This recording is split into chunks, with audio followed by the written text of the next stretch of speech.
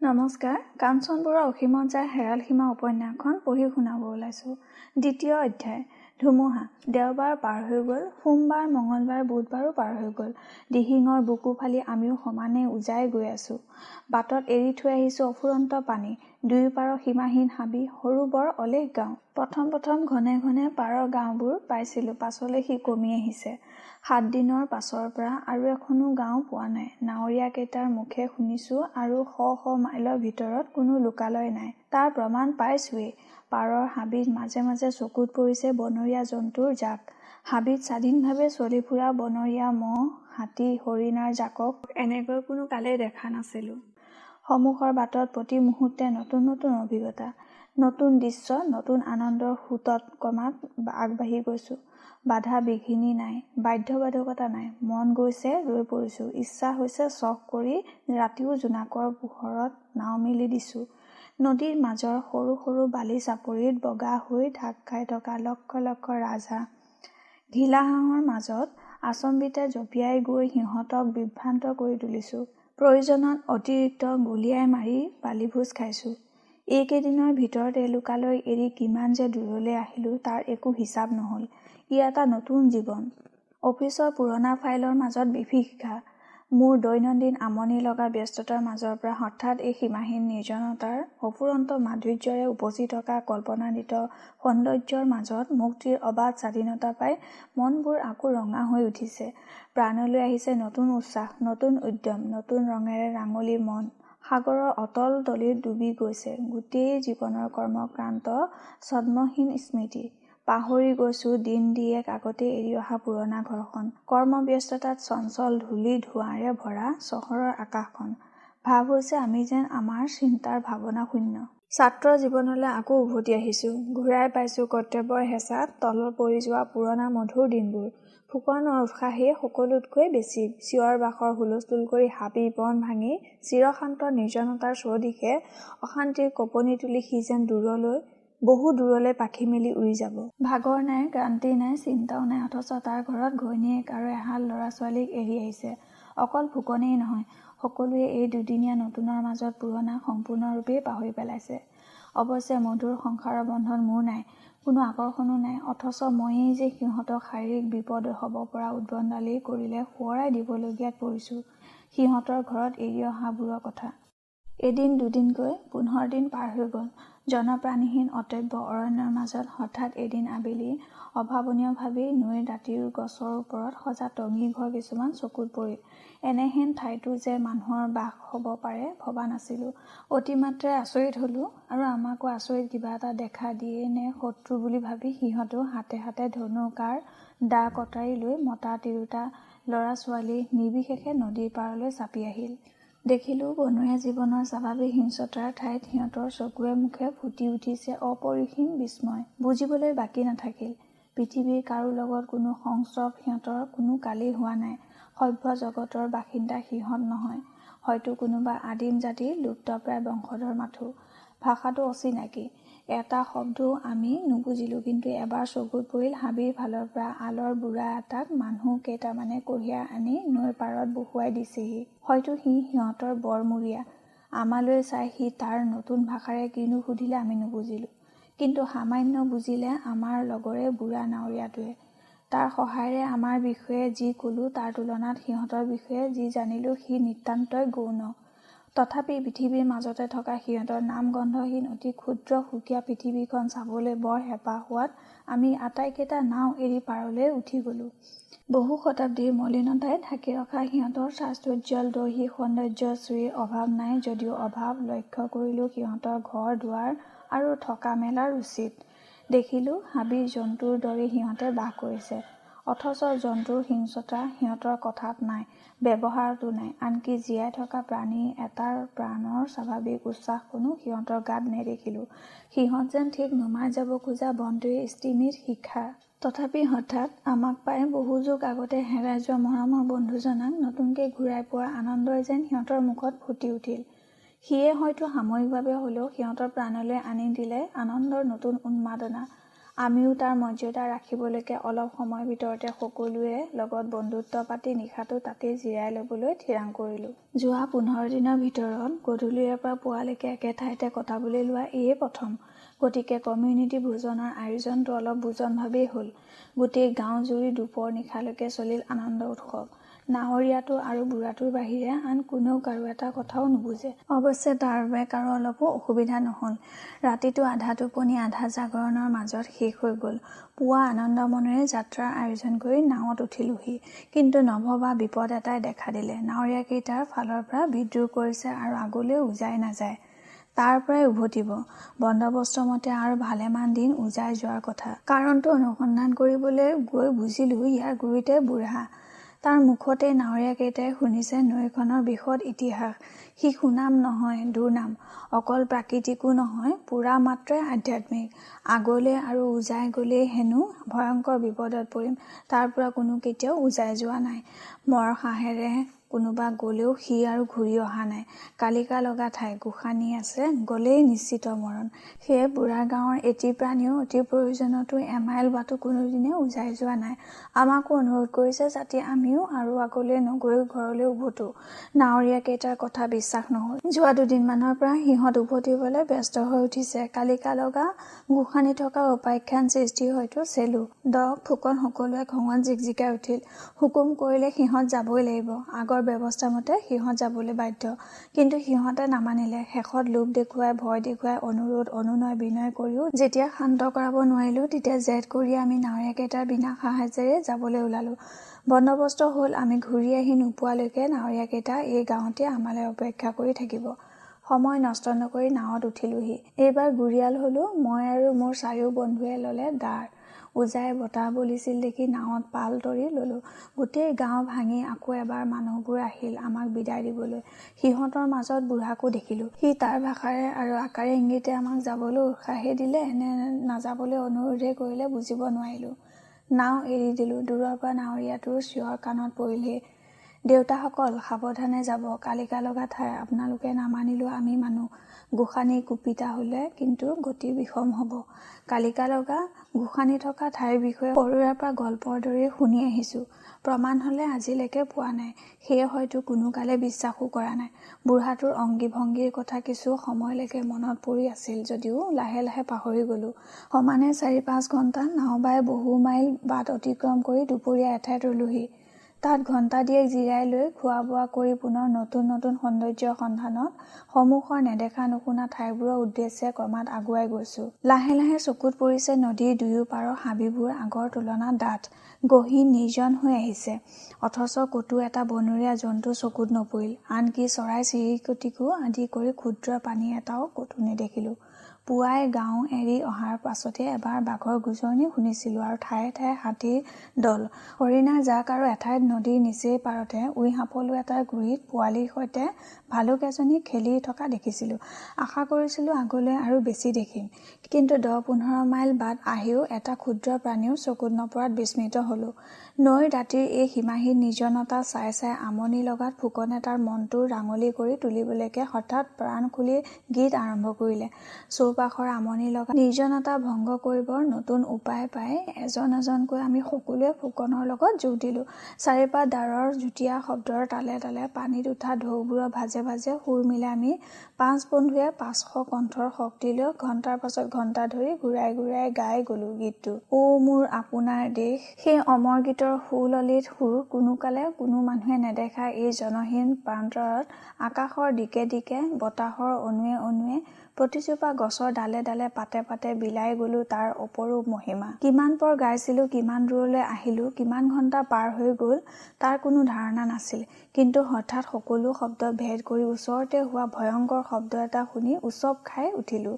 অনুমান হ'ল বৰ ভয়াৱহ কিবা এটা যেন আমাৰ সন্মুখেদি হুচকিৰ শব্দ কৰি পাৰৰ ডাঠ হাবিৰ মাজত থিতাতে অদৃশ্য হৈ গ'ল।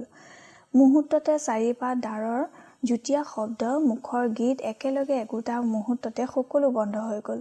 কাৰো মুখত ক্ষুদ্ৰতমো শব্দ এটা নাই। কোঠাটোত জ্বলি থকা চাকিটো নুমাই দিলে যেনেকৈ ঘূপ মৰা আন্ধাৰে খন্তেকতে তাক ভৰাই তোলে, ঠিক তেনেকৈয়ে চাৰিওকাষৰ নিৰ্জনতাৰ ভয়াৱহ নিস্তব্ধতাই নিঃশব্দেহে আমাকো যেন হেঁচি ধৰিলে। প্ৰথমবাৰলৈ অনুভৱ কৰিলোঁ আবেলিৰ উজ্জ্বল পোহৰটো যেন কোনোবা তলকত ক্ষীণ হৈ অস্পষ্ট হৈ চকুত পৰিছেহি। নৈখনো যে কেতিয়াৰে পৰা ইমান ঠেক হৈ গৈছিল ক'ব নোৱাৰিলোঁ। তলৰ পানীবোৰ গভীৰ সেউজীয়া, দুয়োপাৰে থকা অতব্য অৰণ্যখনৰ গছবোৰ, তাৰ ডালবোৰ, পাতবোৰৰ ৰং সেউজীয়া ঠাইত কেনেকৈ যে এনেধৰণৰ ক'লা হ'ব পাৰে তাকো ধাৰণা কৰিব নোৱাৰিলোঁ। নিজেই কাষৰ ওখ ওখ গছবোৰলৈ চাই ভাৱ হ'ল সেইবোৰ যেন সাধাৰণ গছ নহয়, কিবা গোট মাৰি যোৱা অসাধাৰণ ক'লা ৰঙৰ একোটা বিৰাট বিৰাট জন্তু। গছবোৰৰ দুহাত পাছত কি আছে দেখা নাই। নদীৰ সোঁ মাজত আৰু মূৰৰ ওপৰত বহল আলি এটাৰ দৰে এই আকাশখনৰ বাহিৰে চাৰিওদিশ প্ৰায় ক'লা, ঘোপ মৰা আন্ধাৰ। আমি স্তব্ধ হৈ ইটোৱে সিটোৰ মুখলৈ নিঃশব্দেহে চালোঁ। চাওঁতকে মনত পৰিল বুঢ়াটোৰ কথা। চোলা কামিজ ঠেলি অজ্ঞাতে গাৰ প্ৰতিডাল নোম শিয়ৰি উঠিল। সকলোৱে নিৰ্বাক হৈ কাণ থিয় কৰি এই অদ্ভুত নিস্তব্ধতাৰ মাজত ক্ষুদ্ৰতম শব্দ একণৰ আশাত আকুল হৈ অপেক্ষা কৰি ৰ'লোঁ। কিন্তু কি বতাহত, কি আমাৰ উশাহত, কি পাৰৰ হাবিত, আনকি নাৱৰ তলত হোৱা সৰু সৰু ঢৌবোৰতো একো শব্দ হোৱা নুশুনিলোঁ। চৌদিশৰ গহীন গম্ভীৰ অসহ্য অস্বাভাৱিক শব্দহীনতাৰ ভয়াৱহতাই প্ৰতিজনৰ দেহৰ প্ৰতিটো ইন্দ্ৰিয়ক মুখ নিষ্কৰ্মা কৰি পেলালে। আমি যে ভয় খাইছোঁ তাৰ লাজ ঢাকি ৰাখিবলৈ কোনো চেষ্টা নকৰিলোঁ। মোৰ ডিঙিটো একেবাৰে শুকাই উঠিছে। নাওখন যে কুবেৰে আগুৱাই গৈ আছে, তাক ৰখাই তৎক্ষণাত উভতা উচিত নে অনুচিত তাকো ভাবিবলৈ পাহৰি গৈছোঁ। আমাৰ কোনেও ক'ব নোৱাৰোঁ হঠাৎনো কিটো ঘটিল। সকলোবোৰেই জ্ঞানহীন পাষাণ মূৰ্তিৰ দৰে মাথো একেদৰে স্তব্ধ হৈ বহি আছোঁ। হঠাৎ আকৌ এবাৰ জপংকে সৰু এটা শব্দ হ'ল। তাৰ লগে লগেই মোৰ সন্মুখৰ চাৰিও বন্ধুৱে একেলগে জাপ মাৰি উঠি চিঞৰ বাখৰ কৰি মোৰ ওচৰত থুপ খালেহি। মোৰ সন্মুখত বহি থকা ডাক্তৰক দেখিছিলোঁ হাতৰ পৰা দাৰ পাত ক'ব নোৱাৰাকৈ এৰাই সৰি পৰিল। এইবাৰ শব্দটো তাৰেই হৈছিল। নিজেও ভয় খাইছিলোঁ, কিন্তু তাক জোৰ কৰি ঢাকি ৰাখিবলৈকে চাৰিও বন্ধুক আৰু ভয় খুৱাই হঠাৎ হুঁ হুঁকৈ হাঁহি উঠিলোঁ।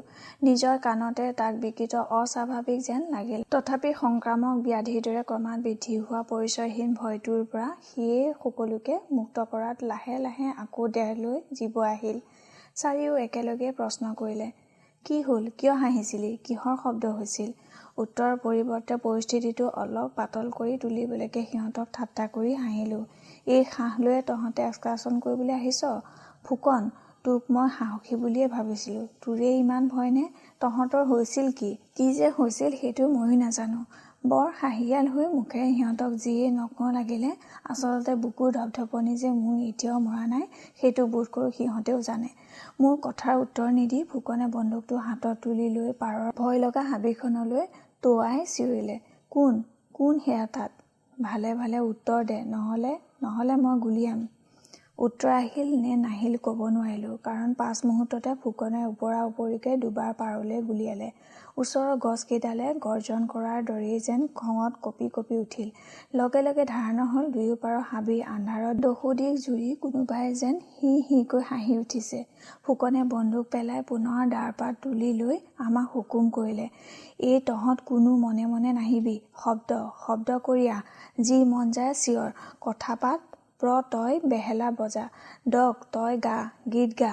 একে উশাহতে কথাকেইটা লৈ ফুকনে আনলৈ অপেক্ষা নকৰি নিজেই গীত জুৰিলে। আমি সকলোৱে এনে এটা বাটেই বিচাৰিছিলোঁ। নিস্তব্ধতাৰ ভয়াৱহতাই পুনৰ আগুৰি ধৰে বুলি আমি আকৌ ফুকনৰ লগত যোগ দিলোঁ আৰু চিঞৰ বাখৰ কৰি অকাই পকাই মাইল দিয়ে কোবেৰে পাৰ হৈ গ'লোঁ। ভালেমান সময়ৰ পাছত সন্মুখলৈ পোনে পোনে দূৰৈত দাঁতিৰ হাবিবোৰ অলপ অলপকৈ পাতল হৈ অহা যেন লাগিল। সেইফালৰ আকাশলৈ আঙুলিয়াই এইবাৰ কবিবৰে হঠাৎ চিঞৰি উঠিলে, সৌটো কি আহিছে?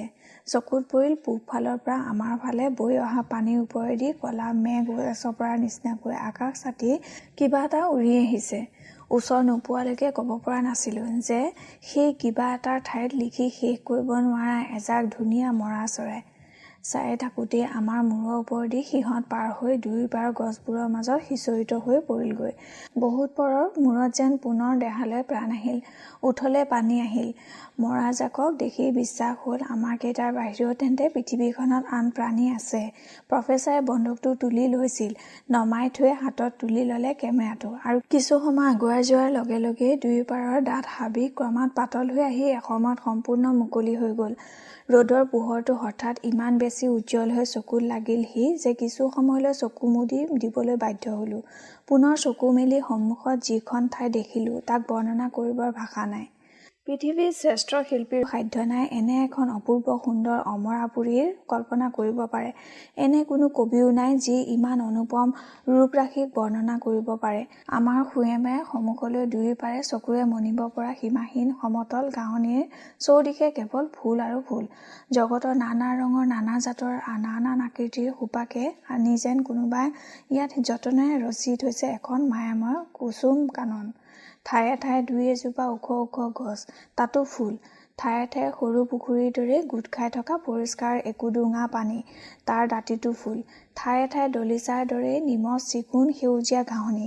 এই সকলো ফুল, পানী, গছৰ দাঁতিয়ে দাঁতিয়ে বতাহত, ফুলত, আকাশত, ৰ'দৰ পোহৰত জিকমিক কৰি থকা পাখি মেলি উৰি ফুৰিছে লক্ষ লক্ষ ৰং বিৰঙৰ সৰু ডাঙৰ নেদেখা নভবা ধুনীয়া ধুনীয়া চৰাই, পখিলা, ভোমোৰা, মৌ-মাখি। বিশ্বাস নহ'ল। চকু দুটা এবাৰ ভালকৈ মোহাৰি ল'লোঁ।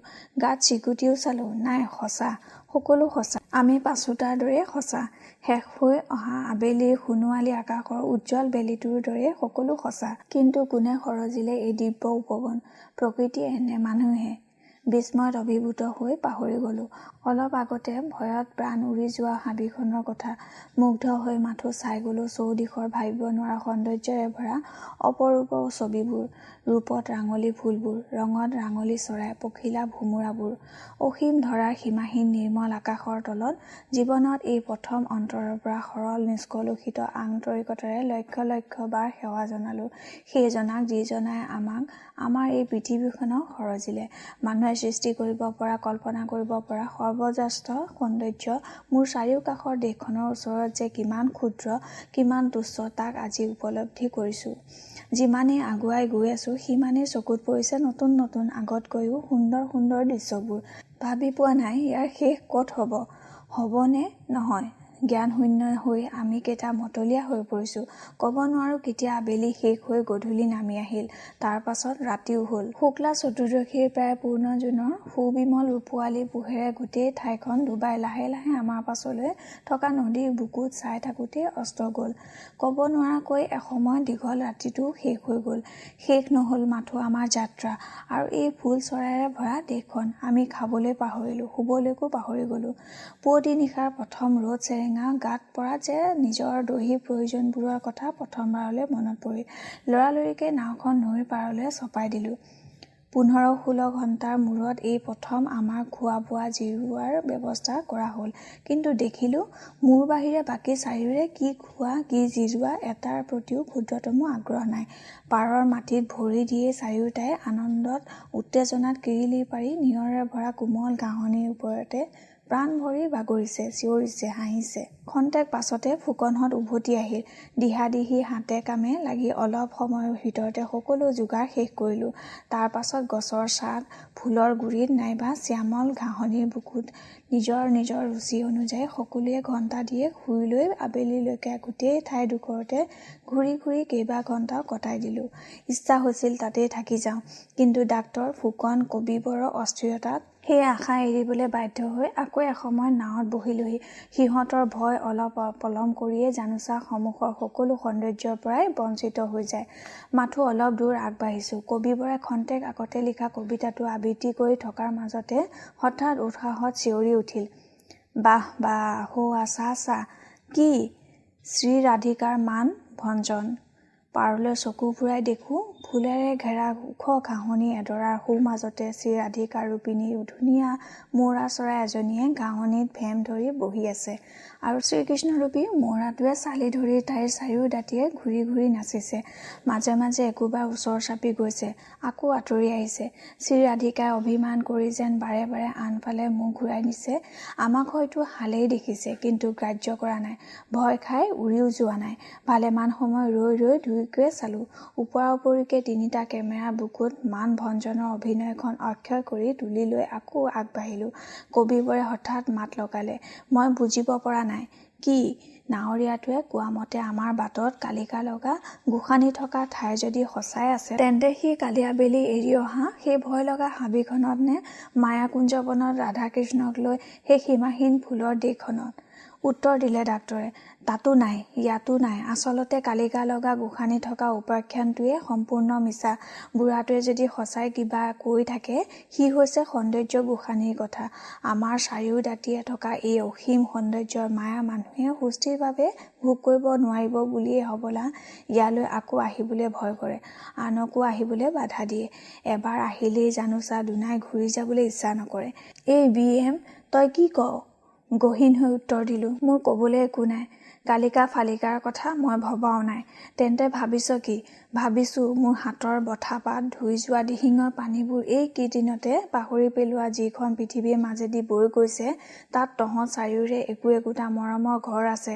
তহঁতলৈকে অপেক্ষা কৰি তাত আছে তাতোকৈও মৰমৰ আপোনজন, যিসকলৰ কাৰণে তহঁত আকৌ উভতি যাবলৈ বাধ্য।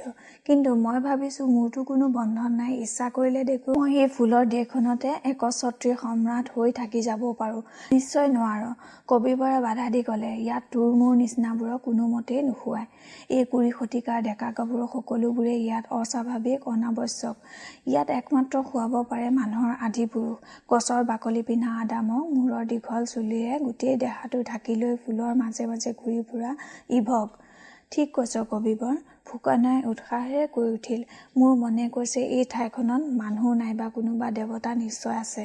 নহ'লে বিনা কাৰণত মানুহে উপভোগ নকৰিবলৈ এনে এখন মনোমোহা অপূৰ্ব ঠাইৰ সৃষ্টি কেতিয়াও হোৱা নাই।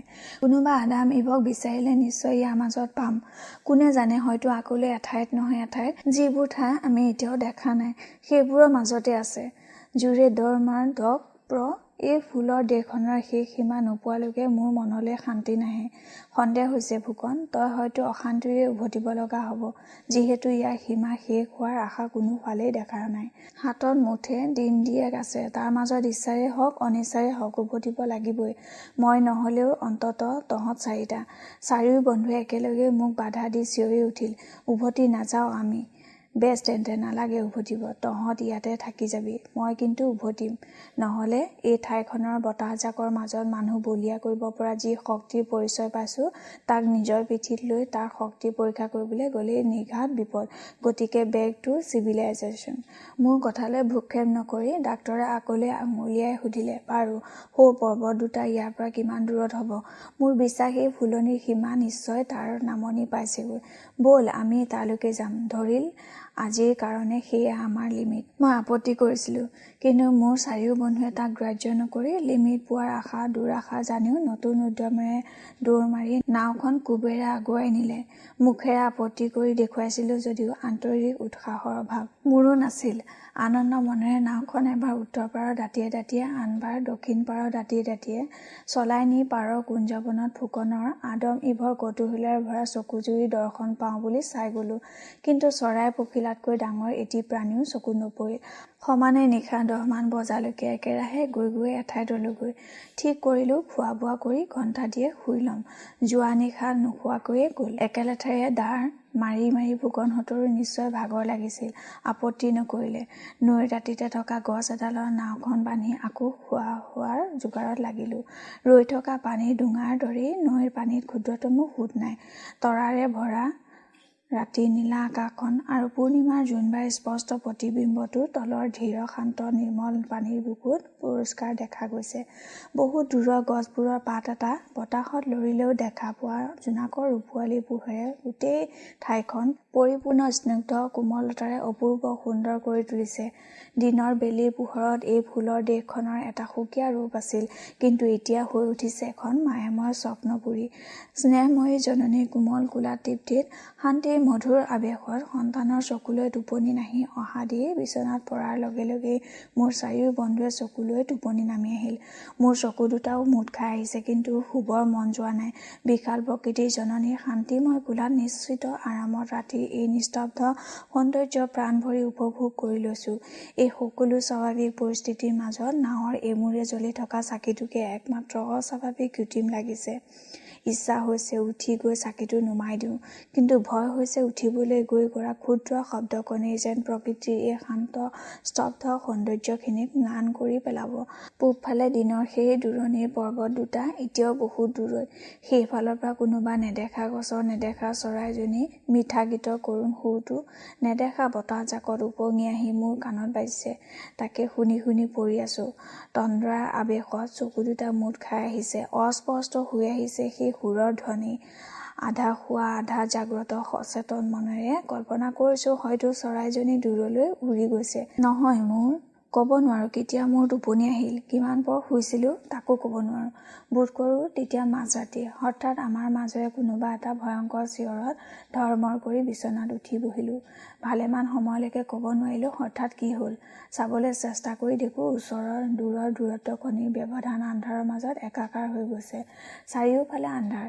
মনত আছে মোৰ টোপনি অহাৰ আগমুহূৰ্ততো দেখিছিলোঁ আকাশখনত অসংখ্য তৰা, তাৰ মাজত পূৰ্ণিমাৰ পূৰ্ণ চন্দ্ৰ, কিন্তু ক'তো তাৰ লেশমাত্ৰ চিনচাপ নাই।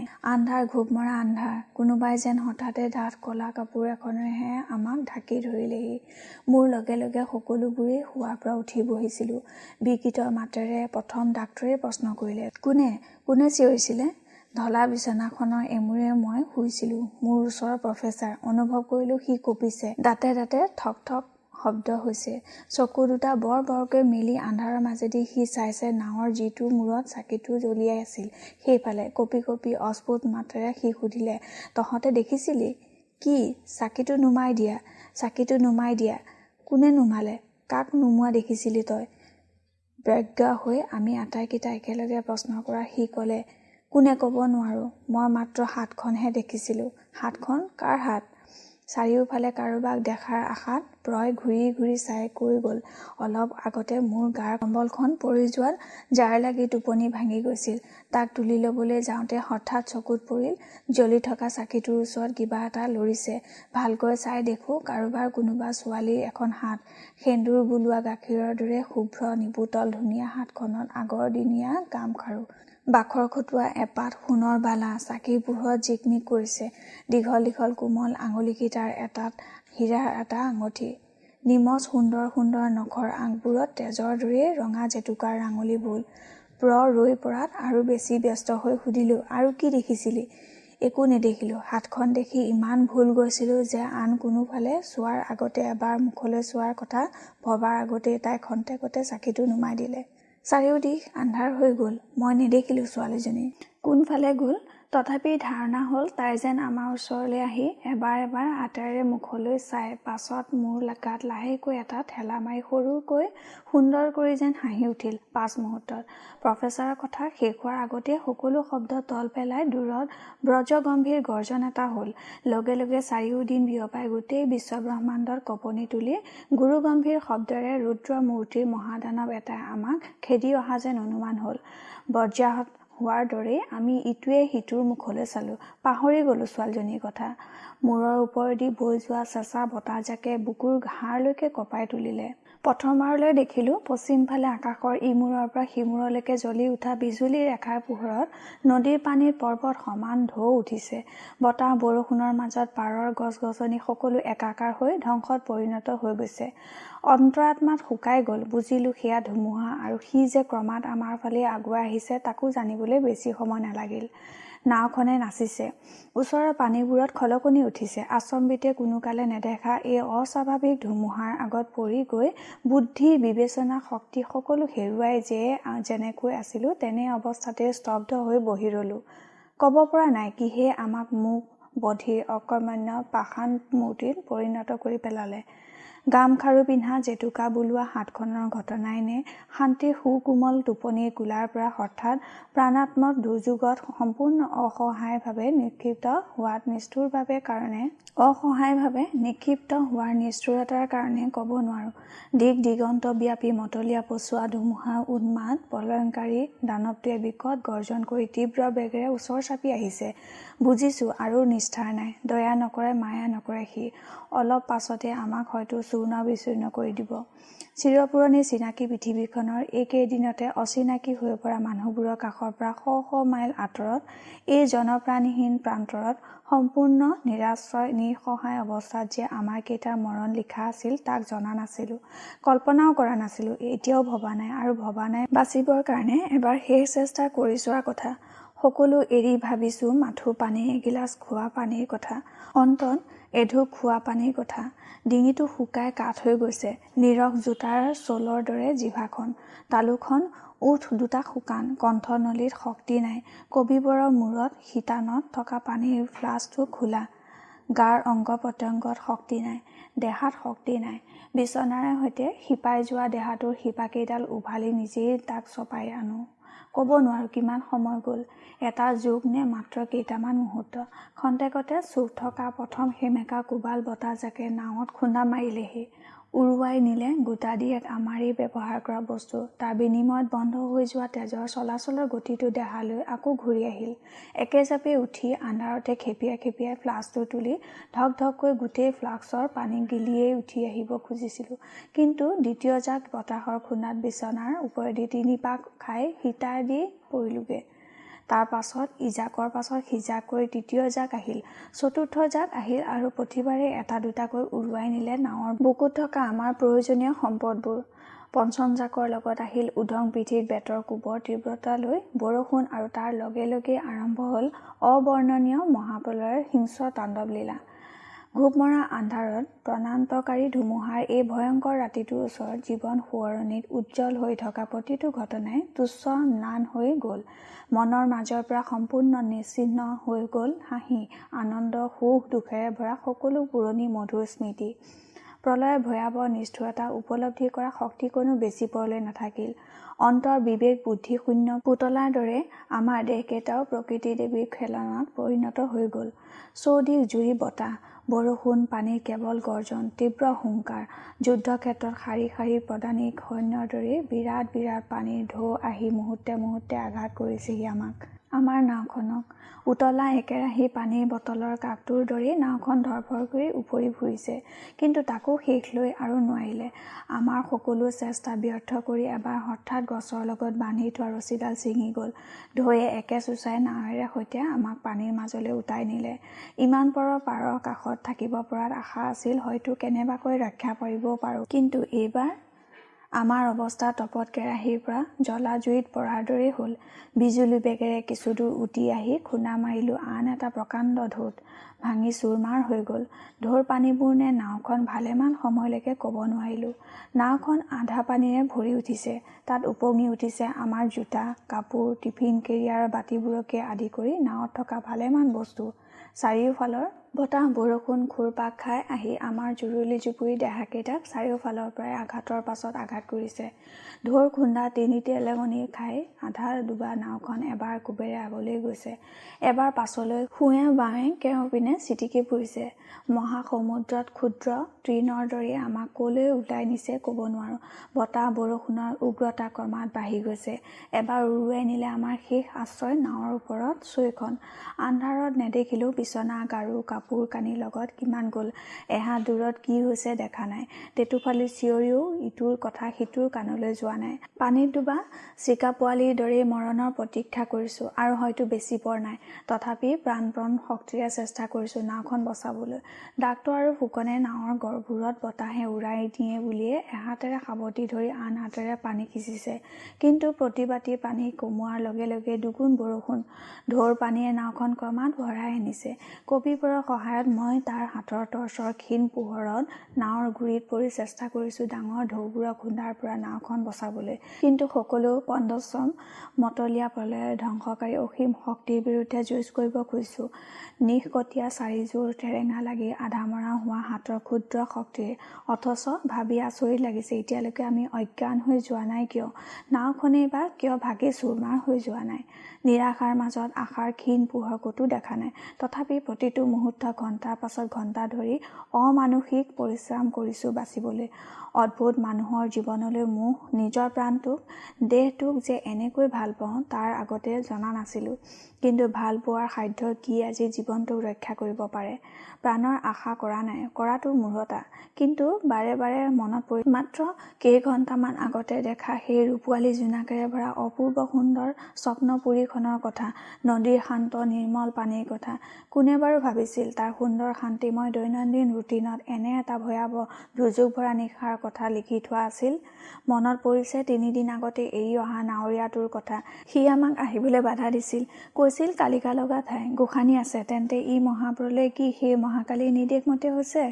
গামখাৰু পিন্ধা জেতুকা বোলোৱা ধুনীয়া হাতখনৰ আবিৰ্ভাৱ, ই মৰণযজ্ঞত নৰবলিৰে কি পূৰ্বাভাস? বতাহ বৰষুণ নিষ্ঠুৰ আঘাতত শৰীৰটো অৱশ হৈ উঠিছে। শাৰীৰিক কষ্ট অনুভৱ কৰিব পৰা সীমাও পাৰ হৈ যোৱাত ভাবিছোঁ মৰণ নাহে কিয়? আহক, সি ইয়াতকৈ বেছি কষ্টকৰ কেতিয়াও নহয়। মৰণৰ ভয় পাহৰি পেলাইছোঁ। তাৰ কাৰণে প্ৰতিটো মুহূৰ্তত নিজক প্ৰস্তুত কৰি নিৰ্ভীক বীৰৰ দৰেই দেৱীক খাটিছোঁ। হে দেৱী, হে গোসানী, তুমি যেয়েই নোহোৱা, লাগিলে সোনকালে আমাক পাৰ কৰি নিয়া। ক্ষুদ্ৰ পাছোতা মানুহৰ তুচ্ছ পাছোতা জীৱন ল'বলৈ এই বিৰাট মহাপ্ৰলয়ৰ আয়োজনৰ একো প্ৰয়োজন নাছিল। অসময়ৰ অস্বাভাৱিক উন্মাদ ধুমুহাৰ মাজত মোৰ দৰে সন্মুখত মৃত্যু অৱশ্যভাম্বী জানিও জীৱনৰ মায়া নেৰি তাক বচাবলৈ যত্ন কৰা ব্যৰ্থ প্ৰয়াসৰ মাজত কবিবৰেও মোৰ দৰেই ভাবিছে। তাৰ মুখৰ বিকৃত মাত কাণত পৰিছেহি। কালী গোসানীক ইমান দিন ভয় লগা কলা মূৰ্তিৰ দৰে কল্পনা কৰিছিলোঁ, ভাবিছিলোঁ বিশ্বাসো আছিল। কিন্তু সেন্দুৰ বোলোৱা গাখীৰৰ দৰে শুভ্ৰ গামখাৰু পিন্ধা জেতুকা বোলোৱা ধুনীয়া হাতখন তেন্তে মহাকালীৰে নে আন কোনোবা মায়াবিনী, নে আমাৰ জীৱন লৈ হেতালি খেলা কোনোবা ক্ষুদ্ৰা দেৱীৰ গোসানীৰ? হঠাৎ কবিবৰৰ মুখত মাত বন্ধ কৰি উন্মত্ত ধুমুহাৰ গৰ্জন ভেদ কৰি নাৱৰ মাজৰ পৰা প্ৰৰ আৰ্তনাদ আহিল। নহয় নহয়, দেৱী নহয়, গোসানী নহয়, সেয়া উফ, ক'ব নোৱাৰোঁ কিয় গোটেই গাটো এবাৰ কঁপি উঠিল। তৎক্ষণাৎ ঘূৰি চাই টৰ্চৰ অস্পষ্ট পোহৰত দেখোঁ নাৱৰ মাজত আধা ডুবি থকা বিশৃংখল বিচনাত লুতুৰি পুতুৰি হৈ অজ্ঞান অৱস্থাত প্ৰ পৰি আছে। মুখৰ পৰা ওলাই অহা ফেনবোৰ বৰষুণে বাৰে বাৰে ধুই নিছে। প্ৰ ক'ব পৰা নাছিলোঁ ইমান পৰ সি ক'ত আছিল, কি কৰিছিল? ধুমুহা আৰম্ভ হোৱাৰ পৰা ঘণ্টাৰ পাছত ঘণ্টা ধৰি নাওখন বচোৱাত মত্ত হৈ আছিলোঁ। কবিবৰ মোৰ ওচৰত, ডাক্তৰ আৰু ফুকনক দেখিছিলোঁ পানী সিঁচা। কিন্তু প্ৰ তাৰ ওচৰলৈ যাবলৈ কবিবৰে হঠাৎ থিয় দি উঠিছিল। কিন্তু পাছ মুহূৰ্তত বতাহৰ খুন্দা খাই ছিটিকি পৰিলগৈ পানীত। আৰ্তনাদ কৰি নিজেও প্ৰায় পৰি যোৱা অৱস্থাতে তাৰ চোলাটোত খামুচি ধৰিলোঁ। প্ৰাণপণ শক্তিৰে বহু সময় যুঁজি আকৌ নাৱৰ ওপৰলৈ তুলি আনিলোঁ। কিন্তু আমাৰ দুৰ্ভাগ্য, এই ঘোপমৰা আন্ধাৰৰ মাজত অলপ পোহৰ পোৱা শেষ সম্বল টৰ্চটো তাৰ হাতৰ পৰা প্ৰথমেই ছিটিকি গৈ ঢৌৰ বুকুত কোনফালে কেনি উটি গ'ল নেদেখিলোঁ। ডক আৰু ফুকনে আমাক চিঞৰিছে। নাও বচোৱাৰ আশা এইবাৰ সম্পূৰ্ণ এৰি দি খেপিয়াই খেপিয়াই চুঁচৰি বাগৰি খুন্দা-খুন্দলি খাই প্ৰৰ ওচৰ পালেহি। ডাক্তৰে প্ৰৰ গাত ধৰি জোকাৰিছে, চিঞৰিছে। প্ৰৰ কিন্তু মুখত মাত নাই। শিলৰ দৰে কঠিন, বৰফৰ দৰে চেঁচা তাৰ শৰীৰটোত বুকুৰ সৰু ঢিপ ঢিপ শব্দটোৰ বাদে জীয়াই থকা আন একো লক্ষণ নেদেখিলোঁ। সকলো চেষ্টা নিষ্ফল হোৱাত ভয়ত দুশ্চিন্তাত স্তব্ধ হৈ ভাবিছোঁ প্ৰৰ কি হ'ল? কেতিয়াৰে পৰা সি এনেদৰে পৰি আছে? এই অজ্ঞান অৱস্থাতে সি তেন্তে চিঞৰি উঠিছিল।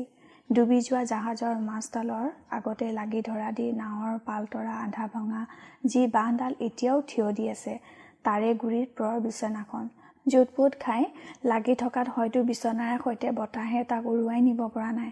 আমাৰ বিচনাবোৰৰ চিনচাপ নেদেখি বুজিছোঁ সেই সাৰ পাই উঠি বহাৰে পৰা বিচনাখন এৰা নাই। বোধ কৰোঁ তেতিয়াৰ পৰাই সি অজ্ঞান। ডক ডক কিবা এটা নকৰ কেলে? কবিবৰে ভঙা ভঙা মাতেৰে আকুল হৈ চিঞৰিলে। তই ডক্তৰ, কি হৈছে নাচাও কিয়? চাটাপ, মই কি কৰিব পাৰোঁ মনত নাই সেই হাতখন? গাত ঠেলা দি হাঁহি উঠিছিল। কাৰ বুলি ভাবিছ সেই হাত? গোসানীৰ ইডিয়ট, গোসানীৰ। এইবাৰ যিটো ভয় খালোঁ তাৰ ওচৰত ধুমুহাও তুচ্ছ হৈ গ'ল। আটাইকেইটা ভয়ত থক থককৈ কঁপিছোঁ। কাৰো মুখত শব্দ নাই, কিন্তু আমাক দুগুণ ভয় খুৱাই অজ্ঞান অৱস্থাত চিঞৰিলে, নহয় নহয়। ঠিক আগৰ বাৰৰ দৰেই এইবাৰো যেন ডাক্তৰৰ কথাৰ প্ৰতিবাদহে কৰিলে। আমাৰ টেটুফলা চিঞৰো কাণলৈ নগ'ল। সি এতিয়া মাজে মাজে কেকাইছে, প্ৰলাপ বকিছে, চটফট কৰি আকৌ কিছু সময়লৈ শান্ত হৈ পৰি আছে। নিৰ্বাক শিলৰ মূৰ্তিৰ দৰে আমিকেইটা তাৰ চাৰিও দাঁতিয়ে স্তব্ধ হৈ বহি আছোঁ। ক্ষুদ্ৰ গোসানীৰ হয়তো আমাৰ দেহাকেইটা বতাহ বৰষুণে খুন্দিয়াই কোবাই আধা মৰা কৰি হেঁপাহ পলাইছে। কাৰণ লাহে লাহে বৰষুণৰ তীব্ৰতা কমি আহিছে। তথাপি বতাহ আৰু অপাৰ সমুদ্ৰত পৰিণত হোৱা দিনৰ শান্ত নদীখনৰ ঢৌৱে ঘূৰপাক খোৱাই আচাৰি আচাৰি নাওখনেৰে সৈতে আমাক যে কলৈ উটুৱাই নিছে নাজানো। মহাপ্ৰলয়ৰ আগতে পৰি হেৰাই যোৱা দিহিঙৰ চিৰকলীয়া পুৰণা সোঁতটোত টাকুৰি ঘোঁৰা দি ঘূৰি ঘূৰি দিশ শূন্য আন্ধাৰৰ মাজত আমাৰ এই মৰণ যাত্ৰাৰ যে ক'ত শেষ হ'ব তাৰ কথা ভবা নাই। ভাবিছোঁ লৈ এতিয়া কি কৰিম। সি অবিশ্ৰান্তভাৱে বিৰ বিৰ কৰি প্ৰলাপ বকিছে, মাজে মাজে কাৰোবাক নাম ধৰি মাতিছে, মাজে মাজে হাঁহিছে, মাজে মাজে কান্দিছে, চিঞৰি উঠিছে। একো উপায়ে দেখা নাই। কি কৰিম, কি কৰিব পাৰোঁ আমি? নিৰুপায় হৈ মাথো একেথৰে চাই আছোঁ তাৰ আধা জাপ খাই থকা চকু দুটা, কঁপি থকা ওঠ দুটা আৰু আন্ধাৰৰ মাজত দেখা পোৱা তাৰ হাতৰ সৰু হাত ঘড়ীটো। কেৱল তাৰ হাতৰ ঘড়ীটোৱেই যি চলি আছে। তাৰ কাঁটা দুডাল লাহে লাহে পুৱাৰ ফালে আগবাঢ়ি গৈছে যদিও দেখি ধাৰণা হৈছে যেন এই দুৰ্যোগৰ ভয়াৱহ অনন্ত ৰাতিটো আৰু কেতিয়াও শেষ নহ'ব। দেৱীৰ অশেষ দয়া, ৰাতিটো যিমানেই হওক নিষ্ঠুৰ হওক তাক অনন্ত কৰি নাৰাখি এসময়ত শেষ কৰি দিলে। বতাহ বৰষুণ বন্ধ হৈ গ'ল। পানীৰ ঢৌৰ খলকনিৰ শব্দ লাহে লাহে দূৰলৈ আঁতৰি গ'ল। অজ্ঞানপুৰৰ অদ্ভুত প্ৰলাপ একেৰাহে গোটেই নিশাটো অবিশ্ৰান্তভাৱে চলি থাকি যেতিয়া অলপ অলপকৈ কমি আহিছে, তেতিয়া পূব আকাশত আন্ধাৰৰ মাজেদি প্ৰথম পুৱাৰ অস্পষ্ট পোহৰ দেখা দিছে। সেই পোহৰত মৰা মানুহৰ মুখৰ দৰেই শেঁতা পৰি থকা মুখলৈ চালোঁ। তাৰ দুয়ো চকুৱেদি পানী বৈ আহিছে। সি কান্দিছে বিৰ বিৰকৈ, কি কৈছে ধৰিব পৰা নাই। তথাপি মাজে মাজে কাণত পৰিছে অসংলগ্ন শব্দবোৰ। গৌৰী, ভুল, এই শেষ, এই আমাৰ শেষ।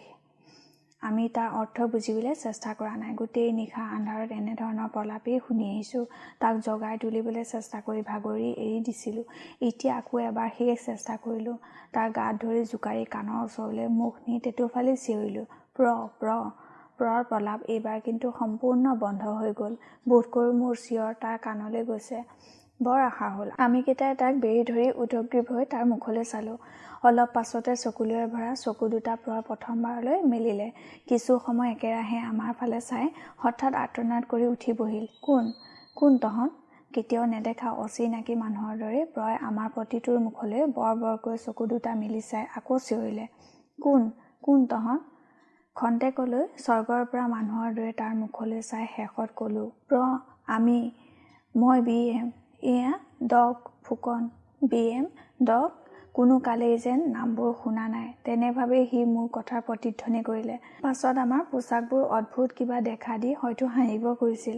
কিন্তু নিজৰ পোছাকলৈকো চকু যোৱাত মুহূৰ্ততে তাৰ মুখৰ পৰিৱৰ্তন হ'ল।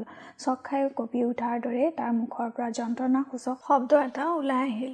কঁপি থকা হাত দুখনেৰে সি লাহে লাহে মুখখন ঢাকি ধৰি আকৌ শুই পৰিল। তাক তুলি ধৰিবলৈ হাত মেলিছিলোঁ। ডাক্তৰে বাধা দি নিজে বহু সময় ধৰি একান্তভাৱে পৰীক্ষা কৰি পাছত মোৰ মুখলৈ চাই ক'লে, এইবাৰ বোধ কৰোঁ শান্ত হৈ শুব। লাহে লাহে উজ্জ্বল হৈ অহা পোহৰত চাৰিওফালে এবাৰ চাই পঠিয়ালোঁ। প্ৰথমেই চকুত পৰিল সৰু বালি চপৰি এটাত নাওখন লাগি আছে। আগদিনাৰ ফুলৰ দেশখনৰ চিন-চাপ ক'তো নাই। দুয়োপাৰে হাবি। সেই পৰ্বত দুটা মনত পৰে আমাৰ পূবলৈ বহুত দূৰত আছিল, কিন্তু এতিয়া দেখিছোঁ সি আমাৰ পৰা ভালেমান দূৰত পশ্চিমলৈহে আছে। পৰ্বত দুটা দেখি বুজিলোঁ ধুমুহাই আমাক বহু যোজন বাট উটুৱাই আনিছে, কিন্তু ভাবি নাপালোঁ কেনেকৈ আমি তেনে এটা ভয়ংকৰ ধুমুহাৰ মাজত পৰিও ডুবি নমৰি এতিয়াও জীয়াই আছোঁ। নাওখনত আধা নাও পানী, তাত উপঙি থকা ডুবি থকা কাপোৰ, গাৰু, জোতা, কেমেৰা আদি কিনো নাই। মানুহকেইটাৰ মুখলৈ চাই দেখোঁ ডকৰ বাওঁফালৰ চকুটো ঢাক খাই গৈছে। ফুকনৰ নাকত তেজৰ চেকা, কবিবৰৰ কপাল ফাটি এতিয়াও তেজ বিৰিঙিছে। মোৰ কামিজৰ হাত এখন নাই, কিলাকটিৰ ওপৰত বৰ এডোখৰ কটা ঘাঁ। পোছাকৰ কথা নকলোৱেই যেনিবা। ক্ষত-বিক্ষত প্ৰলয় বিজয়ী সৈনিক কেইজনৰ ভিতৰত একমাত্ৰ শাৰীৰিক অক্ষত অৱস্থাত প্ৰয় আছে। কিন্তু কি হ'ব? ভিতৰি ভিতৰি যে তাৰ যে কি হৈছে তাক একমাত্ৰ গোসাঁনীয়েহে জানে। লাহে লাহে বেলি ওলাল। চাৰিওফালৰ ঠাইখন এতিয়া স্পষ্ট দেখা পাইছোঁ, কিন্তু অদ্ভুত যেন লাগিছে। পুতুকা মৰা বহল এখন কাঁহীৰ দৰেই ২-৪টা সৰু সৰু টিলাৰে সৈতে গোটেই উপত্যকাখনেই ওখ ওখ পৰ্বতেৰে চাৰিওফালে ঘেৰি ৰাখিছে। তাক সমানে দুভাগ কৰি পূবৰ পৰা পশ্চিমলৈ এডাল সৰল ৰেখাৰ দৰেই নৈখন বৈ গৈছে। বেছি আচৰিত হৈছোঁ নৈখনৰ এঠাইত কঁকালৰ দৰে ভাঁজ লোৱা দুয়োপাৰৰ গৰা দুটা দেখি। কোনোবাই যেন চেপা মাৰিহে সেই ডোখৰত নৈখন ঠেক কৰি পেলালে। গৰা দুটা বহলে ৩০ হাততকৈও কম হ'ব। আৰু অদ্ভুতভাৱেই দক্ষিণ পাৰৰ পোনে পোনে উত্তৰ পাৰৰ গাটো দেখি এনে ধাৰণা হ'ল যেন ই স্বভাৱস্পষ্ট নহয়, কৃত্ৰিম। অকল নৈৰ গৰা দুটাই নহয়, পাৰৰ হাবিখনো যেন কোনোবাই ইচ্ছামতে নানা আকৃতিৰে এডৰা এডৰাকৈ ভাগ কৰি ৰাখিছে। কিন্তু বেছি পৰ সেইফালে চাবৰ মন নগ'ল। এতিয়া আৰু সেইবোৰ চোৱাত আগ্ৰহ নাই। এক্সকাৰছনৰ আনন্দ উৎসাহ হেঁপাহ সকলো শেষ হৈ গৈছে। মৰণৰ লগত যুঁজ কৰি নিশাটো গ'ল। এইবাৰ হয়তো ভোকত মৰিব লাগিব, কাৰণ নাৱত যে খাব পৰা অৱস্থাত কিবা আছে তাৰ আশা দেখা নাই। সেইবোৰ এৰিও প্ৰৰ চিন্তাই সকলোকে আটাইতকৈ বেছি অধীৰ কৰি তুলিছে। ক'ব পৰা নাই আকৌ সি ভাল হৈ উঠিবনে নুঠে। তেওঁ এইবাৰ শান্ত হৈ শোৱা দেখি আশা হৈছে সি ভাল হ'ব। ৰ'দ উঠাৰ লগে লগে নাও এৰি সকলোৱে বালিলৈ নামি গ'লোঁ। প্ৰক শোৱা অৱস্থাত বিচনাৰে সৈতে কঢ়িয়াই নি তাৰ আৰু আমাৰ নিজৰ নিজৰ গাৰ কাপোৰ কানিবোৰ আৰু নাৱত থকা সকলো বস্তুকে বালিত মণিহাৰী দোকান মেলালি মেলি দিলোঁ শুকাবলৈ। ডাক্তৰৰ ফাৰ্ষ্ট এইডৰ বাকচটো যি ভগ্নাৱশেষ অৱশিষ্ট আছিল তাৰেই সি নিজক আৰু আমাৰকেইটাৰ ওপৰত ডাক্তৰী কৰিলে। যিটো পুৱা দেখিম বুলি যোৱা নিশা এবাৰ সপোনতো ভবা নাছিলোঁ। সেই পুৱাৰে অমৃত হেন মিঠা ৰ'দ চেৰেঙা পিঠিত লৈ আমি চাৰিওটাই উভতাৰ কথা ভাবিছোঁ। এক্সকাৰছনৰ ইতি কৰি এতিয়া প্ৰাণটো লৈ ঘৰটো উভতিব পাৰিলেও ভাগ্য বুলি ভাবিম। একেলেঠাৰিয়ে ৪টা ঘণ্টা সমানে মৰাৰ দৰে শুই শুই প্ৰয় আকৌ চকু মেলিলে। তৎক্ষণাৎ আমি তাক বেঢ়ি ধৰি আগ্ৰহেৰে তাৰ মুখলৈ চালোঁ। এতিয়া অলপ ভাল পাইছ? প্ৰয় উত্তৰ নিদি ক্ষীণকৈ মাথো এবাৰ হাঁহিলে। উত্তৰ নাপালোঁ যদিও তাৰ মুখৰ সৰু হাঁহিটো দেখি মনৰ দুশ্চিন্তা বহুতখিনি কমি আহিল। তাক বাধা দিয়াৰ আগতে বা ধৰি মেলি সাহায্য কৰাৰ আগতে সি চকু মোহাৰি মোহাৰি উঠি বহি চাৰিওকাষৰ ঠাইখনলৈ চালে। কিন্তু নদীখনৰ সেই অদ্ভুত গৰা দুটা চকুত পৰাৰ লগে লগে সি আমাক প্ৰায় ভয় খুৱাই চিঞৰি উঠিল। মই তেন্তে ইমান পৰ পানীৰ মাজত আছিলোঁ। আমি কেইটা আচৰিত হৈ তাৰ মুখলৈ চাই ভয়ে ভয়ে সুধিলোঁ, তেন্তে তই ক'ত বুলিনো ভাবিছিলি? মই শিলচটা ক'ত? বগা বহল শিলচটা কোনফালে আছে? নাই তহঁতে নাজান, মোৰেই ভুল। কেনেকৈনো জানিবি? অলপ ৰহ, গোলমাল নকৰিবি, মই ভাবি চাওঁ। কথা শেষ হোৱাৰ লগে লগে প্ৰয় ভালেমান সময় চকু মুদি থৰ হৈ থাকিল। আমি গোলমাল কৰাৰ দূৰৰ কথা, মূৰৰ ওপৰত আকাশখন ভাঙি পৰা মানুহৰ দৰে অসহায় হৈ ইটোৱে সিটোৰ মুখলৈ চালোঁ। ভাল পোৱা বুলি যি অলপ আশা হৈছিল তাৰ কথাৰ ধৰণ দেখি সম্পূৰ্ণ লুপ্ত হৈ গ'ল। মুখৰ বিৰ বিৰ শব্দটোকে ডাঙৰ কৰি প্ৰয় মাত দিলে। উত্তৰ পূব কোণত থকা পৰ্বতৰ ওপৰত ইয়াৰ পৰা প্ৰায় ৫ মাইল আঁতৰত শিলচটা থাকিব লাগে। চাচোন BM আছেনে? মোৰ লগতে বাকী সকলোবোৰেই উত্তৰ পূবে থকা ওখ পৰ্বতটোৰ ওপৰলৈ চালোঁ। প্ৰয়ো চালে। তাৰ অদ্ভুত কথা শুনি আমি যিমান ভয় খাইছিলোঁ এইবাৰ তাতকৈ বেছি আচৰিত হ'লোঁ। কাৰণ সঁচাকৈ উত্তৰ পূব ফালে পৰ্বতৰ ওপৰত বিৰাট বগা শিল এচটা চকুত পৰিল। ইমান পৰ আমি কোনেও মন কৰা নাছিলোঁ। কিন্তু প্ৰয় কেনেকৈ শিলচটাৰ কথা জানিব পাৰিলে? লক্ষ্য কৰিছিলোঁ চকু মেলাৰ পৰা সি সেইফালে এবাৰো চোৱা নাই। তেন্তে নিৰ্বাক বিস্ময়ত তাৰ ফালে চাই থকা সি লাহে লাহে ক'লে, অলপ সময় আগলৈকে মোৰ ধাৰণা আছিল মই যেন সেই শিলচটাতে বহি আছোঁ। বিস্ময়েৰে সুধিলোঁ, সেই শিলচটা তাত আছে বুলি তই কেনেকৈ জানিব পাৰিলি? বাৰু তাৰ ওপৰত বহি থকাৰ নিচিনা উৎকট ধাৰণাই বা তোৰ কিয় হ'ল? প্ৰয় নিঃশব্দে আমাৰ মুখলৈ এবাৰ চাই লৈ মোৰ প্ৰথম প্ৰশ্নটো সম্পূৰ্ণ উপেক্ষা কৰি লাহে লাহে ক'লে, উৎকট ধাৰণা নহয়, অৱশ্যে তহঁতৰ ওচৰত সি উৎকট হ'বই, কিন্তু আচলতে মই তাত বহাটো সঁচা কথা, মাথো মোৰ সময়ৰ ভুল হৈ গৈছিল। অলপ সময়ৰ আগত মই তাত বহিছিলোঁ। কেতিয়া? ব্যগ্ৰ হৈ প্ৰশ্ন কৰিলোঁ। ক্ষীণকৈ হাঁহি বিষাদ ভৰা মাতেৰে প্ৰয়ে ক'লে, শুনিলে হয়তো তহঁতৰ ওচৰত সি আৰু অদ্ভুত আৰু উৎকট লাগিব। আচৰিত নহবি, শুন। মই তাত বহিছিলোঁ 1300 বছৰ আগতে। মোৰ লগত সেইদিনা তহঁত নাছিলি। আছিল গৌৰী। জীৱনৰ সকলো সুখ আনন্দ ঐশ্বৰ্য হেৰুৱাই সম্পূৰ্ণ ৰিক্ত পংগু অসহায় হৈ এদিন আমি দুয়ো তাত শেষবাৰলৈ বহিছিলোঁ, কান্দিছিলোঁ। বিস্ময়ত আমি কেইটা স্তব্ধ হৈ গ'লোঁ। যোৱা নিশা অজ্ঞান অৱস্থাত প্ৰলাপ শুনি শুনি আশা কৰিছিলোঁ হয়তো জ্ঞান ফিৰিলে ভাল হ'বও পাৰে, কিন্তু এতিয়া সজ্ঞানে পুনৰ সি সেই প্ৰলাপেই আৰম্ভ কৰা দেখি কি যে কৰিম ভাবি নাপালোঁ। সুধো নুসুধোকৈ তাক সুধিলোঁ, এইবোৰ তই কি কৈছ? সঁচাই কচোন, গাটো ভাল পোৱা নাই নে আমাৰ লগত ধেমালি কৰিছ? মোক বাধা দি সি কৈ উঠিল, মই আগতেই কৈছিলোঁ মোৰ কথা তহঁতৰ অদ্ভুত লাগিব, সেইবুলি ভুলতো নাভাবিবি যে মই তহঁতৰ লগত ধেমালি কৰিছোঁ বা অসুস্থ হৈ প্ৰলাপ বকিছোঁ। মই এতিয়া সম্পূৰ্ণ সুস্থ। আমাক মনে মনে থকা দেখি আকৌ মাত লগালে। কি হ'ল? মোৰ একেষাৰ কথাই তহঁতক বোবা কৰি পেলালে। হয়তো ভাবিছ মই দেখাত প্ৰকৃতিস্থ আছোঁ যদিও আচলতে উন্মাদ হৈ গৈছোঁ। নহয়, মোক গোসাঁনীয়ে পাইছে আৰু ভাবিছ 1300 বছৰ কথাটো প্ৰলাপ নহয়, উৎকট কল্পনা। আৰু সৌ শিলচটাৰ কথা হয়তো ভাবিছ তহঁতক কোৱাৰ আগতে চুৰকৈ এবাৰ চাই লৈ তহঁতক আচৰিত কৰি দিছোঁ নহয়।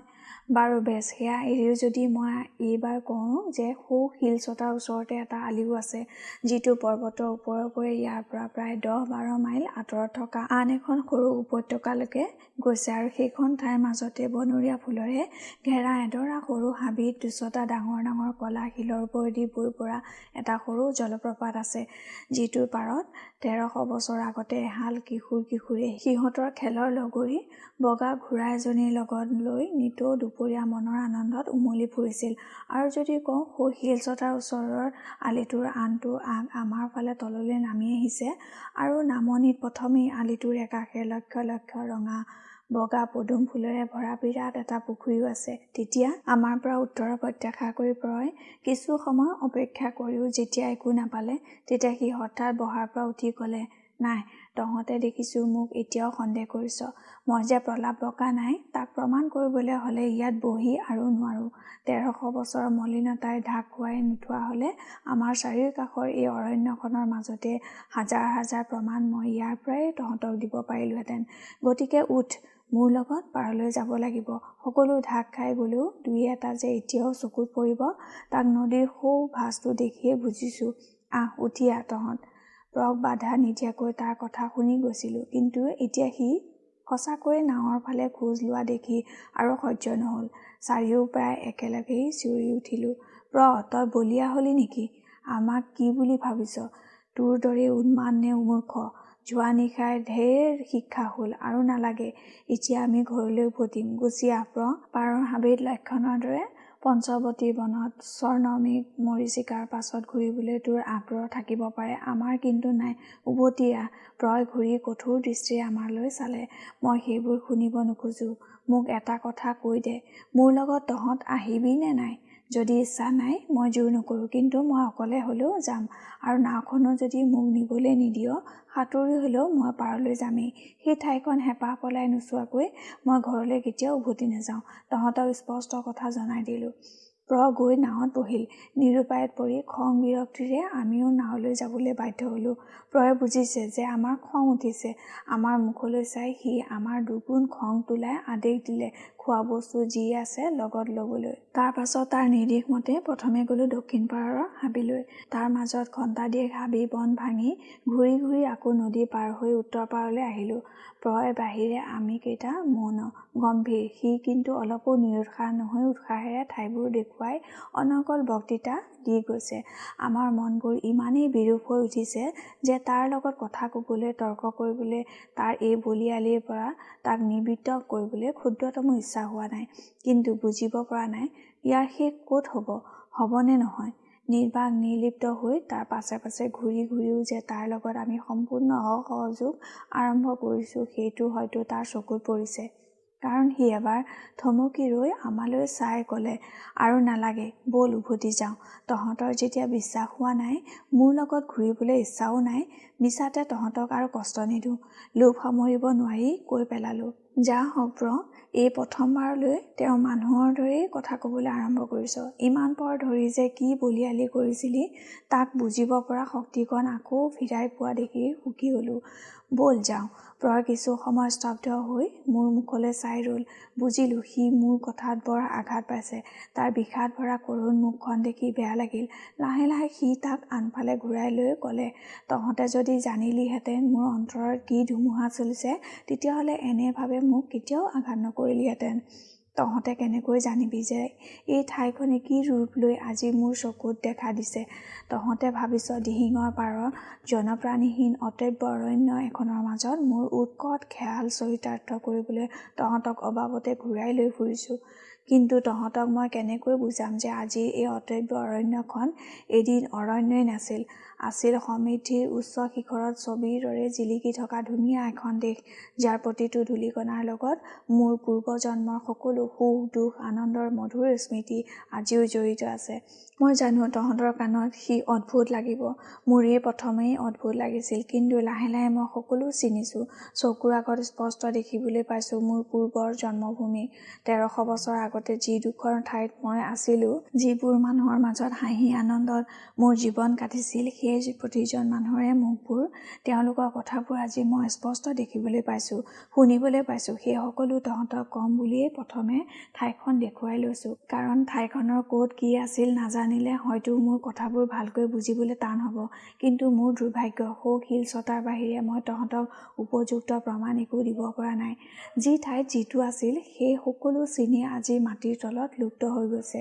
তথাপি মই যে প্ৰলাপ বকা নাই তাক প্ৰমাণ কৰিবৰ একমাত্ৰ আশা সেই পদুম পুখুৰীটো। নিশ্চয় 1300 বছৰৰ ভিতৰতো সি লুপ্ত হৈ যোৱা নাই।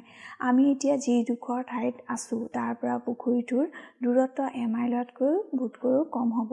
কিন্তু তেওঁ মই আৰু তহঁতক জোৰ নকৰোঁ। তহঁতৰ যদি ইচ্ছা হয় মই সকলো ক'ব পাৰোঁ, যদি ইচ্ছা নাই নাওলৈ উভতি যাওঁ ব'ল।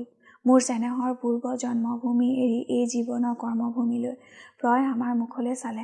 আমি কোনেও তৎক্ষণাৎ উত্তৰ দিব নোৱাৰিলোঁ। প্ৰয় অপ্ৰত্যাশিত প্ৰস্তাৱৰ কাৰণে প্ৰস্তুত হ'বলৈ সময় লাগিল। ভাবি নাপালোঁ প্ৰক বিশ্বাস কৰিম নে নকৰিম। মানুহে নিজৰ পূৰ্ব জীৱনৰ কথা ক'ব পৰা কোনে বাৰু কেতিয়া শুনিছে? কোনে ভাবিছে সি জানো সম্ভৱ হ'ব পাৰে? জাতিস্মৰ হ'লেও ভাবি আচৰিত লাগিছে সেই ঠাইখনকে প্ৰয় কেনেকৈ তাৰ পূৰ্ব জন্মভূমি বুলি চিনি পালে। মই মনটো ঠিক কৰাৰ আগতেই ডাক্তৰে তাৰ ওচৰলৈ গৈ হাতখন কান্ধত থৈ ক'লে, আহ প্ৰ, আমি যাম। তই যলৈকে নিয়।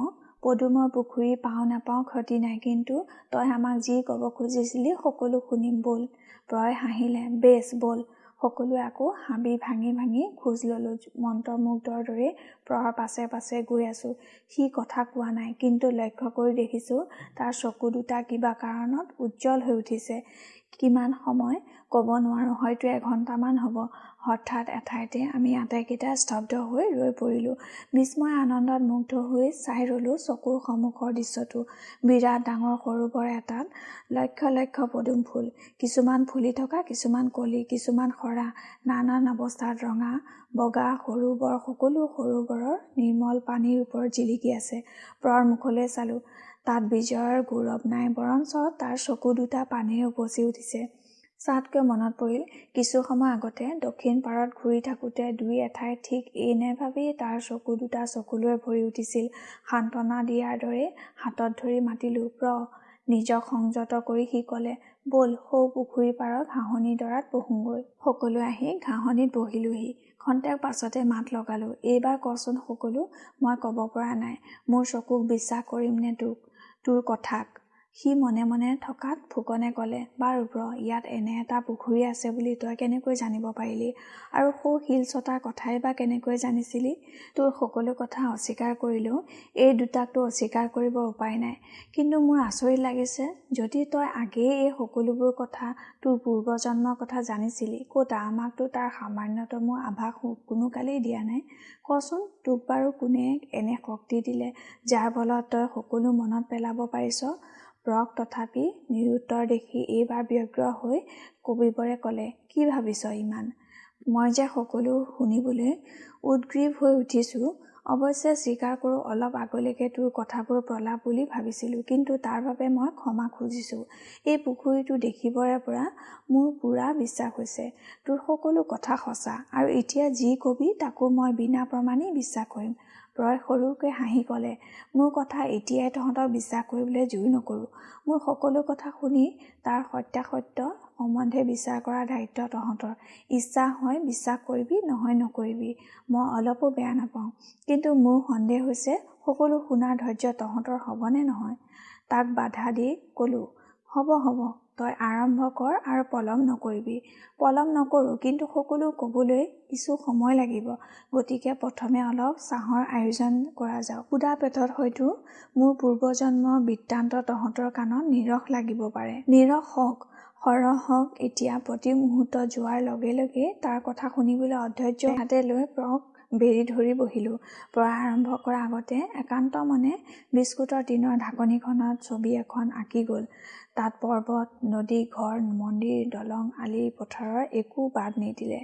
তাত ঠায়ে ঠায়ে কিছুমানৰ নামো লিখি গ'ল। ছবি অঁকা শেষ কৰি ব্ৰই আমাৰ মুখলৈ চাই আৰম্ভ কৰিলে, মনত আছে ৩ দিন আগতে দেখা নদীৰ পাৰৰ সেই ভয় লগা কলা গছৰ হাবিখনৰ কথা? নিশ্চয় আছে। আৰু সেই অফুৰন্ত ফুল আৰু চৰাইৰ দেশখন? আছে, কিন্তু সেইবোৰৰ লগত তোৰ আৰু সেই ঠাইখনৰ সম্বন্ধ কি? একো নাই, নাছিলো। কলা হাবিখন দেখি তহঁতে যেনেকৈ ভয় খাইছিলি, ময়ো খাইছিলোঁ। ফুলৰ দেশখন দেখি তহঁতে যেনেকৈ মুগ্ধ হৈছিলি, ময়ো হৈছিলোঁ। একো পাৰ্থক্য নাছিল। কিন্তু যোৱা নিশা ধুমুহা অহাৰ আগৰে পৰা, চাবলৈ গ'লে গধূলিৰে পৰা আমি যেতিয়া হাঁহি মাতি আনন্দ মনে নাও বাই আহি আছিলোঁ, তেতিয়াৰ পৰা মোৰ মনলৈ এটা অদ্ভুত ধাৰণা আহিছিল। মই যেন সেই ফুলৰ ধুনীয়া দেশখন আগতে ক'ৰবাত দেখিছিলোঁ। মানভঞ্জনৰ ৰাধাকৃষ্ণৰূপী মৌৰাহালকো বাৰে বাৰে মনত পৰিছিল। ধাৰণাও হৈছিল তেনে এহাল মৌৰা মই যেন ক'ৰবাত দেখিছিলোঁ, কিন্তু একোপধ্যে মনত নপৰিল ক'ত দেখিছিলোঁ, কেতিয়া দেখিছিলোঁ। তহঁতে হয়তো মই মনে মনে অহা লক্ষ্য কৰিছিলি। সঁচা কথা, মই মনে মনে মাথো তাকেই ভাবি আহিছিলোঁ। সেই গধূলিৰে পৰা ৰাতি টোপনি নহালৈকে মই বাৰে বাৰে নিজকে প্ৰশ্ন কৰিছিলোঁ, এই ফুলৰ দেশখন, এই মৌৰাহালত ক'ত দেখিছিলোঁ, কেতিয়া দেখিছিলোঁ। কিন্তু সেই প্ৰশ্নৰ সমাধান হোৱাৰ আগতেই মোৰ টোপনি আহিল। তাৰ পিছত মাজৰাতি আহিল ধুমুহা, আৰু তাৰ আগমুহূৰ্ততে মোৰ সকলো প্ৰশ্নৰে উত্তৰ মোক দি গ'ল সেই এজনাই। গামখাৰু পিন্ধা জেতুকা বোলোৱা ধুনীয়া হাতখনৰ স্পৰ্শ পাই মোৰ ওচৰত সকলো পৰিষ্কাৰভাৱে সমাধান হৈ গ'ল। মনত পৰিল কেতিয়া ক'ত দেখিছিলোঁ এইবোৰ। উভতি গ'লোঁ ১৩০০ বছৰ পাছলৈ। তাৰে প্ৰতিটো ঘটনা, প্ৰতিখন মুখ, প্ৰতিটো কথাৰ সকলো স্মৃতি আকৌ সুন্দৰকৈ চকুৰ আগত ভাহি উঠিল। শ বছৰীয়া পাহৰণিৰ গধুৰ ঢাকনিখন মনৰ ওপৰৰ পৰা আঁতৰাই উটাই নিবলৈকে বোধ কৰোঁ হৈছিল কালি ৰাতিৰ সেই ভয়ংকৰ ধুমুহা। গোটেই ৰাতি মই আধা ডুবা বিচনাত পৰি পৰি তাৰেই সপোন দেখিছিলোঁ। তহঁতে ভাবিছিলি মই অজ্ঞান হৈ পৰিছোঁ, গোসাঁনীয়ে পাইছে। কিন্তু সি ভুল। গামখাৰু পিন্ধা হাতখন গোসাঁনীৰ নাছিল। তহঁতৰ দুই এটা কথা মোৰ কাণলৈকো গৈছিল, আৰু তহঁতে যে ভয় খাইছিলি তাকো মই বুজিছিলোঁ। কিন্তু নিজক লৈ আৰু অতীতত হেৰাই যোৱা মোৰ চেনেহৰ সপোন সংগীবোৰক পাই ইমান মগ্ন আছিলোঁ যে তহঁতলৈ ভ্ৰূক্ষেপ কৰিবৰ অৱসৰ নাছিল। ক'ব নোৱাৰোঁ কিয় মোৰ বিশ্বাস হৈছিল যেন মোক ধুমুহাই এই ঠাইলৈকে, মোৰ পূৰ্ব জন্মভূমিলৈকে উটুৱাই আনিছে। সেই সকলোবোৰ মোৰ অতীত জীৱনৰ প্ৰায় সম্পূৰ্ণ ঘটনাৱলী মই মোৰ সপোনত দেখিছিলোঁ, শুনিছিলোঁ, ভাবিছিলোঁ সি ১৩০০ বছৰ আগতে ঘটা নহয়, কালি নিশাই যেন সকলো ঘটিছে। তাৰ পৰাহে বুজিলোঁ সি মোৰ ভুল। কিন্তু ঠাইখন চকুত পৰা মুহূৰ্ততে মই চিনি পালোঁ। ১৩০০ বছৰৰ পাছত হ'লেও সেই ঠাই মোৰ পুৰণা অতি চিনাকি, অতি হেঁপাহৰ চেনেহৰ জন্মভূমি। কিছু সময় মনে মনে থাকিল। মোৰ মনলৈ এটা প্ৰশ্ন আহিছিল, কিন্তু তাক মুখ ফুটাই ব্যক্ত কৰাৰ আগতে ফুকনে তাকেই সুধিলে, তই তেন্তে কালিৰ সেই গামখাৰু পিন্ধা হাতৰ গৰাকী ছোৱালীজনীক চিনি পাইছিলি? পাইছিলোঁ। ব্যগ্ৰ হৈ প্ৰশ্ন কৰিলোঁ, কোন আছিল তাক মই এতিয়াই কোৱাৰ একো প্ৰয়োজন নেদেখোঁ, যিহেতু সকলো শুনাৰ লগে লগে নিজেই তহঁতে চিনি ল'ব পাৰিবি। আঁকি থোৱা ছবিখন হাতত তুলি লৈ সি আকৌ সুধিলে, তহঁতে হয়তো ধৰিব পাৰিছ এইখন কিহৰ ছবি? পাৰিছোঁ, এতিয়া আমি থকা দিহিঙৰ পাৰৰ এই হাবিখন। মোক বাধা দি প্ৰয়োগ হাঁহিলে, প্ৰথমেই ভুল কৰিলি, ই দিহিঙৰ পাৰৰ হাবি নহয়, এইখনেই হৈছে কাঞ্চনমতীৰ দুয়ো পাৰত থকা কমল নগৰৰ ছবি। আচৰিত হৈ সুধিলোঁ, তাৰ মানে 1300 বছৰ আগৰ মোৰ জন্মভূমি এই ঠাইখনৰে নাম আছিল কমলনগড়। কিন্তু কাঞ্চনমতী নাজানো, 1000 বছৰ আগতেই যদি এই নদীৰ নাম দিহিঙেই আছিল, হয়তো থাকিবও পাৰে, কিন্তু থাকিলেও তাৰ যি চোৱা অন্ততঃ কমলনগৰৰ মাজেদি বৈ গৈছিল, সেই চোৱাৰ নাম কমলনগৰৰ পুৰবাসীয়ে কাঞ্চনমতীয়ে ৰাখিছিল। এটা কথা মই তহঁতক এতিয়াই কৈ থওঁ, সকলো কথা নিয়াৰিকৈ কোৱা শক্তি মোৰ নাই, আৰু তহঁতৰ হয়তো বহুত প্ৰশ্ন মনলৈ আহিব পাৰে, কিন্তু মই যে সকলো প্ৰশ্নৰে উত্তৰ দিব পাৰিম তাৰ আশা নকৰিবি, কাৰণ সকলো মোৰে মনত নাই। মই মাথো 2টা বছৰৰ ঘটনাৱলী কম, তহঁতে একো প্ৰতিবাদ নকৰাকৈ শুনি যা। মই যিমানখিনি পাৰোঁ শক্তি অনুযায়ী মোৰ অতীত কাহিনীৰ একো বাদ নিদিওঁ, কিন্তু তাকে কৰিবলৈ হ'লে মই তহঁতক কমলনগৰৰ চমু পৰিচয় এটা দি ল'ব লাগিব। তাক শুনাৰ লগে লগে এই ছবিখনৰ লগত ৰিজাই চাই গ'লেই সকলো অতি সুন্দৰকৈ বুজিব পাৰিবি।